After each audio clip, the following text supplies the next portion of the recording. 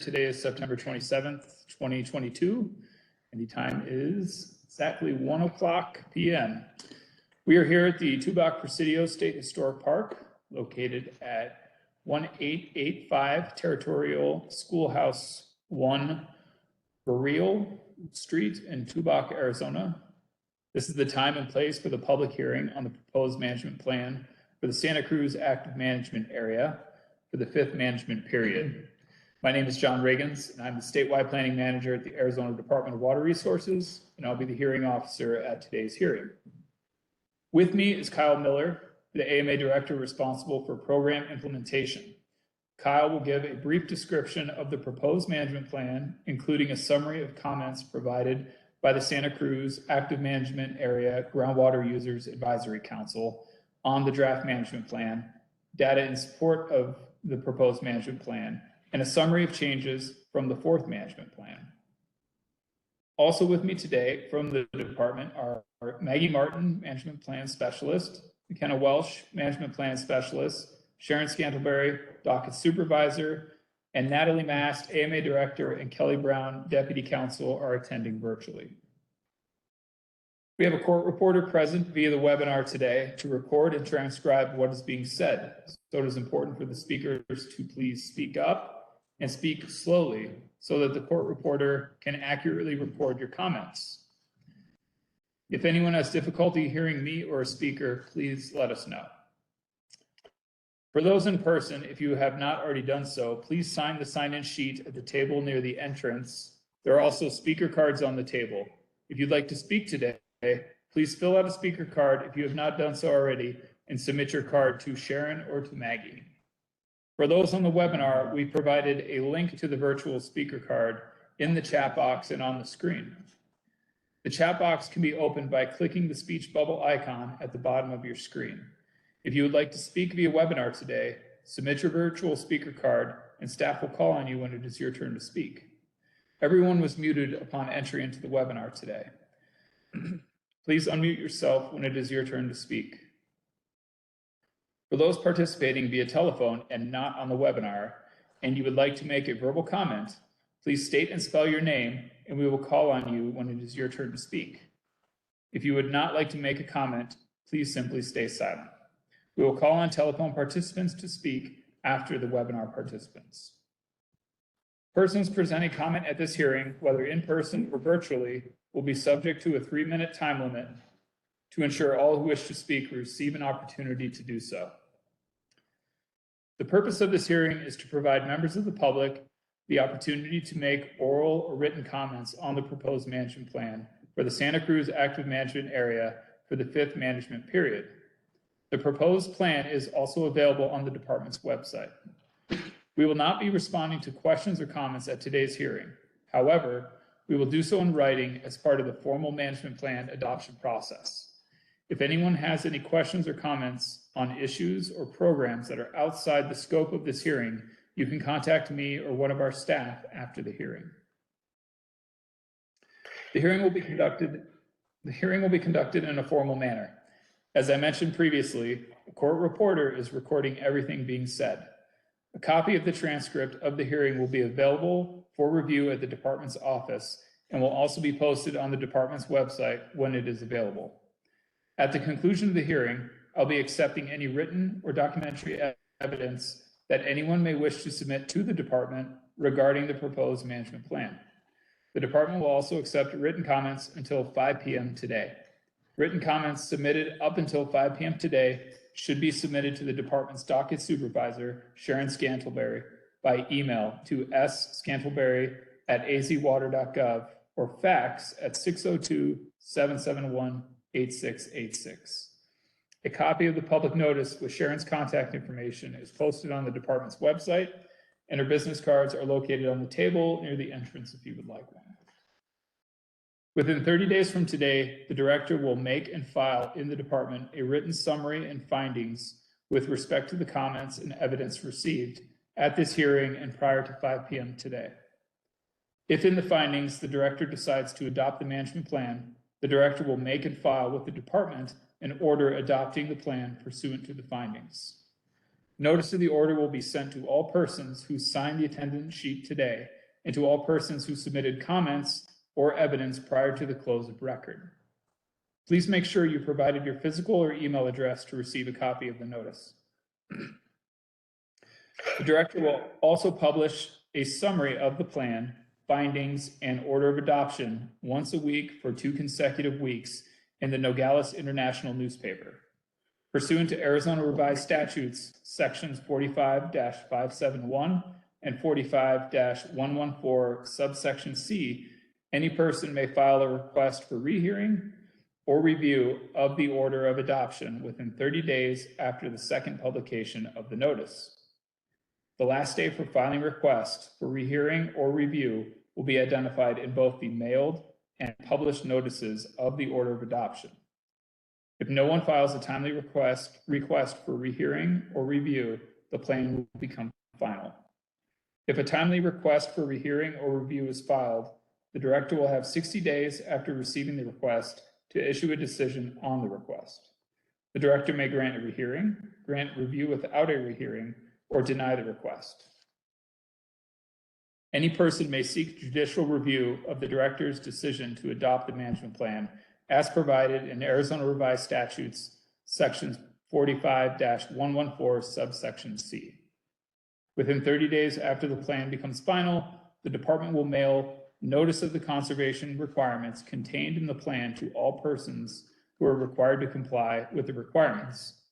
Any aggrieved person may request an administrative review of the conservation requirement within 90 days after receiving notice of the requirement as provided by Arizona Revised Statutes, sections 45-575, subsection A. A person who requires additional time to comply with new conservation requirement may request a variance within 90 days after receiving notice of the requirement pursuant to Arizona Revised Statutes, section 45-574, subsection A.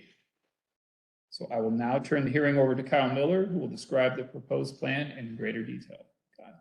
Great.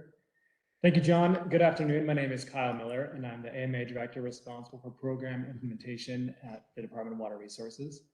The purpose of this presentation is to present data in support of the proposed management plan and to provide a summary of the comments made by GUAC members.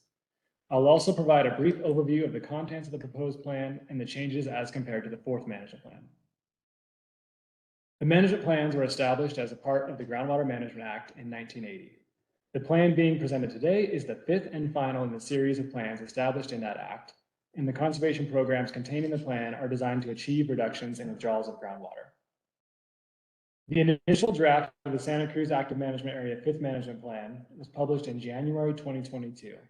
From January to April, ADWR accepted comments and worked to revise the plan in response to those comments.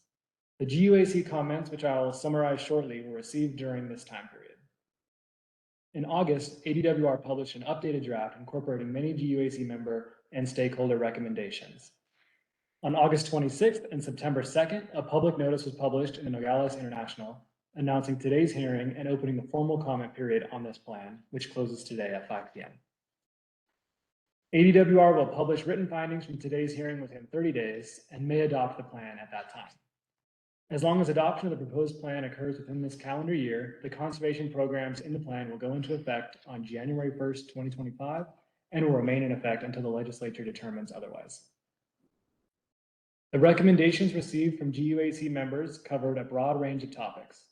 Where comments pointed to errors or data inconsistencies, we worked to verify the information provided to make corrections. Additional style and data recommendations were incorporated in some cases. The comments received were diverse in nature, but some recurring topics included concerns about the proposed recharge and recovery requirement updates, concerns about assured water supply rules, questions about safe yield, and general typographical and data clarifications. The full text of any written comments received during both the informal and formal comment periods are posted on the management plans page on ADWR's website as they are received. I'll now provide a brief overview of some data related to the AMA and a summary of the proposed plan. The Santa Cruz Active Management Area is the only subsequent AMA to be created to date, although it did not change the footprint of the original AMAs established as a part of the 1980 Groundwater Management Act. The Santa Cruz AMA was split out of the Tucson AMA in 1994 in recognition of the unique issues of an international river basin and to allow for coordinated management of surface water rights and groundwater rights. It covers 716 square miles in the immediate vicinity of the United States-Mexico border in the upper Santa Cruz River Basin. It is principally concentrated around a 45-mile reach of the Santa Cruz River from the international border to the Continental Gauging Station, which is a few miles north of the Santa Cruz-Pima County line. This graph shows how demands of water pumped from wells have changed over time. The dark blue line is total statewide groundwater use. The middle green line is total active management area groundwater use. And the bottom light blue line is Santa Cruz AMA demands of water withdrawn from wells. Statewide and AMA groundwater use have remained fairly flat over time. In the Santa Cruz AMA, total water use has been fairly flat, but has been steadily decreasing over time. The graph on the screen now shows how water use is broken down by sector in the Santa Cruz AMA. The different colors represent the different sectors. Teal is agricultural, gold is municipal, and red is industrial. Agricultural demand has fluctuated significantly over time. Municipal water use and total water use have trended slightly downward in the Santa Cruz AMA over time, and industrial water use has remained fairly constant over time. This graph shows the supplies used to meet those demands in each year. The red line represents water withdrawn from wells, the gold line represents surface water, and the black line represents effluent. Next, I'll provide some information about the proposed management plan and some additional data specific to some of the programs contained in that draft plan. One of the major goals of the 5 MPs was to streamline these documents. Much of that streamlining could be achieved by referring to supplemental information rather than including extensive detail within the plan. For example, rather than extensively detailing geologic structures and hydrologic conditions, we point to the most recent model report. This both allows the management plan to be streamlined and also ensures that the reader is directed to the most up-to-date information available. This was particularly important for the 5 MP due to the indefinite timeline of this plan. By streamlining, we were able to condense the document from 12 chapters to 8 chapters. We also added an executive summary, which provides a brief overview of the document and helps to point the reader to additional detail throughout. The proposed management plan contains 8 chapters, many containing data, analysis, and background information. Chapters 4, 5, and 6 also contain the continuing mandatory conservation programs for the agricultural, municipal, and industrial water users, respectively. These programs are designed to reduce withdrawals of groundwater. Another way we streamlined the document was moving much of the data online. Previous plans had extensive data tables printed in the document, but those tables were unable to be corrected if errors were found and could not be updated with additional years of data over time. The growth of interactive online tools has allowed us to move much of that previously static data online, allowing us to provide additional detail and to improve our transparency by making more of our data more readily available. In addition to interactive tools and downloadable data on our data page, we also published a comprehensive report which includes a description of the aspects of safe yield, how ADWR analyzes those aspects, and the status of each AMA with regard to its management goal. The result of these structural updates is a plan that is more accessible, easier to navigate, with data and references that will remain updated despite the indefinite timeline of the 5th management plan. In addition to the structural changes, the 5th management plan also contains significant updates to conservation requirements. In the agricultural chapter, the updates are broad and occur across 3 programs. The default conservation program for the agricultural program is what we call the base program. And that's an allotment-based program based on historic acreages and historically grown crops. For this program, statute allows for a 5% reduction of the top 25% of water duties within a series of limitations. For the BMP program, which is an optional alternative program, extensive updates were made to the list of best management practices, and minimum points requirements for several categories were updated. These updates were made in collaboration and with the recommendation of the BMP Advisory Committee, chaired by Scott Riggins. Finally, there is an additional optional alternative program for the 5MP, which allows someone farming multiple IGFRs to combine the allotments of those IGFRs with a 5% cut to the aquifer, enabling that person to submit a single annual report to use any of that combined allotment anywhere across the combined footprint of those IGFRs, and encouraging using the water on the most efficient lands while still contributing to reductions in withdrawals of groundwater. In the municipal chapter, we again have multiple programs. The major updates are to the programs for large municipal providers, or those supplying more than 250 acre-feet of water for non-irrigation use. The GPCD program is the default program for large providers who have a designation of assured water supply, and providers who are not designated may not participate in the GPCD program. The 5MP draft language contains an updated calculation for the GPCD requirement, which uses a rolling average of the provider's historic GPCD to calculate the provider's requirement. The calculation functions to apply downward pressure to a provider's GPCD, allowing for a number that is customized to that provider, could reasonably be achieved, and reflects reductions in withdrawals of groundwater through that downward pressure on GPCDs over time. The non-per capita program is a best management style program for large municipal providers. Designated providers may opt into this program, and undesignated providers are required to be regulated in this program. Significant updates were made to the BMP list for this program, and updates were made to the point targets and tiers for that program. In the industrial chapter, several subsectors have proposed updates. For power plants, a minor update allows for a modification to be made to cycles of concentration requirements if blowdown water will be beneficially reused. For golf courses, the method of calculating conservation allotments was redesigned to better reflect overseeding practices and more recent consumptive use analyses. For non-golf turf facilities, the allotment calculation was split into two: a less generous calculation for facilities with greater than 30% water-intensive landscape, and a more generous calculation for facilities with less than or equal to 30% water-intensive landscape. This is designed to incentivize those more efficient types of landscapes and includes a provision to provide a consideration for parks and schools where additional turf may have functional purposes like sports fields. Finally, an alternative mining conservation program was added as a BMP style option for metal mining facilities. Finally, I would like to acknowledge the fact that these management plans are very much a team effort with an enormous amount of work put in by management plans and AMA staff, by other staff from across the department, and with significant input from other state agencies, from GUAC members, and from the regulated community. We would not be here today without the collaborative effort of all of these people and many more. So thank you to all who contributed in any way. Thank you for your time and attention. With that, I'll hand it back over to John, who will be calling up speakers. All right. Thank you, Kyle. That brings us to the public comment portion of the hearing. Do we have anybody on the telephone?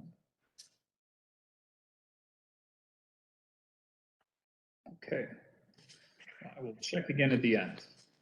Do we have any speaker cards in person? Okay. Going once. All right. So we do not have it. No one in person has filled out a speaker card indicating that they would like to present comments on the proposed management plan. Last call, is there anyone who wishes to speak on the proposed management plan? Let the record reflect that no one in person wishes to speak. Do we have any virtual speaker cards? Right.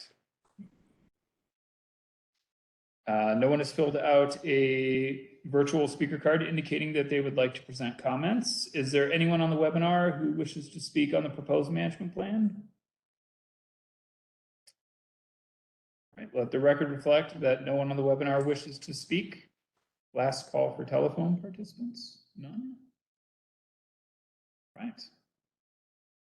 Well, is there anyone here who wishes to submit any written comments or evidence that they have brought with them? Seeing none, let the record reflect that no one wishes to submit any written comments or evidence. As I mentioned earlier, written comments on the proposed management plan may be submitted up until 5 p.m. today. If you'd like to submit written comments after the close of the hearing, but no later than 5 p.m. today, please fax or email them to Sharon Scantlebury, the department's docket supervisor. Her fax number is 602-771-8686. And her email address is scantlebury@azwater.gov. Sharon's business cards with her contact information are located on the table near the entrance if you would like one. Well, this public hearing is now adjourned. Thank you all for attending. Sure. So it is SCANTLEBURY.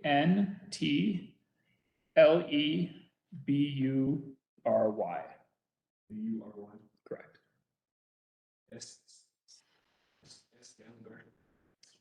Yes.